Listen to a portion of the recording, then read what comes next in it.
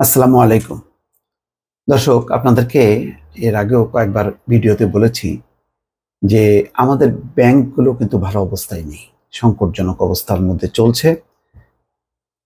এবং সর্বশেষ যে খবর এসছে সেটি আরো উদ্বেগ উৎকণ্ঠার। শিরোনামটা দেখলেই বুঝতে পারবেন, যুগান্তর পত্রিকায় উঠেছে, ফের তারল্যের চাপ বাড়ছে ব্যাংকে, একদিনেই ধার 30,000 কোটি টাকা। দর্শক, এই খবরটি বলবো, তবে তার আগে একটি সুখবর দিই, যদিও এটির সাথে সংবাদের কোনো সম্পর্ক নেই। এটি একান্তই আপনাদের এই প্রিয় চ্যানেল ভয়েস বাংলার।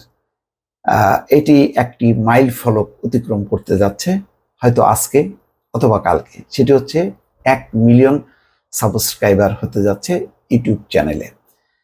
তো আপনাদের অনুরোধ করি যে আপনারা অনেকেই ভিডিও দেখেন, প্রচুর ভিডিও দেখেন আমার এই ভিডিওগুলো, কারণ আমি সর্বশেষ আপডেটগুলো আপনাদেরকে জানানোর চেষ্টা করি, সাথে কিছু বিশ্লেষণ যোগ করি, তাতে হয়তো আপনারা খবরের সাথে বাড়তি কিছু খোরাক পান।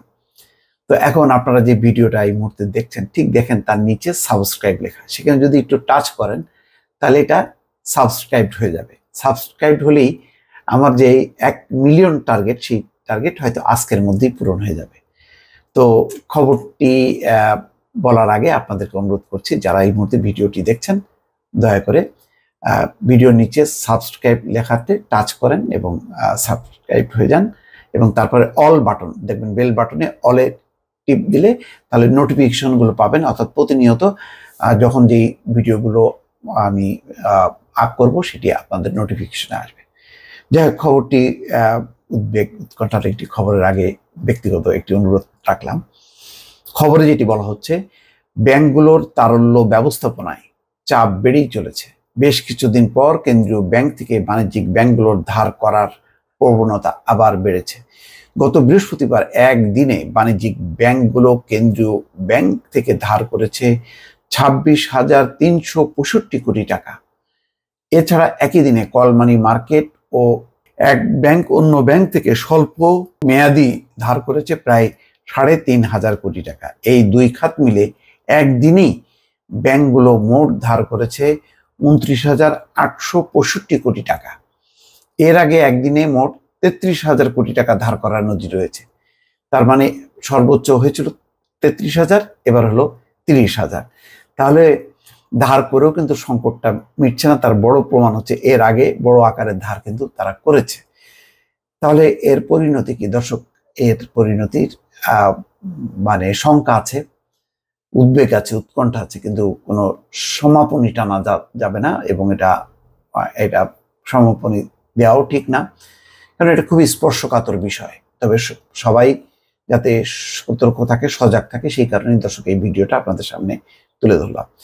সূত্র বলছে, ব্যাংক, বাণিজ্যিক ব্যাংক ও ফাইন্যান্স কোম্পানিগুলো সরকারি খাতের বিভিন্ন ট্রেজারি বিল ও বন্ডে বিনিয়োগ করা এসব অর্থ তারা বিধিবদ্ধ আমানত হিসেবে কেন্দ্রীয় ব্যাংকে জমা রাখে। প্রচলিত ব্যাংকগুলো মোট আমানতের 13% ও ইসলামী ব্যাংকগুলোকে মোট আমানতের 5.5% বিভিন্ন বন্ড বা বিলে বিনিয়োগ করে বিধিবদ্ধ আমানত হিসেবে কেন্দ্রীয় ব্যাংকে জমা রাখে। তবে অনেক ব্যাংক প্রয়োজনের চেয়ে বেশি বিল বন্ড কিনে কেন্দ্রীয় ব্যাংকে রাখে, এর বিপরীতে তারা সুদ বা মুনাফা পায়। কেন্দ্রীয় ব্যাংক এসব বিল ও বন্ড থেকে পাওয়া অর্থ সরকারকে ঋণ হিসেবে যোগান দেয়।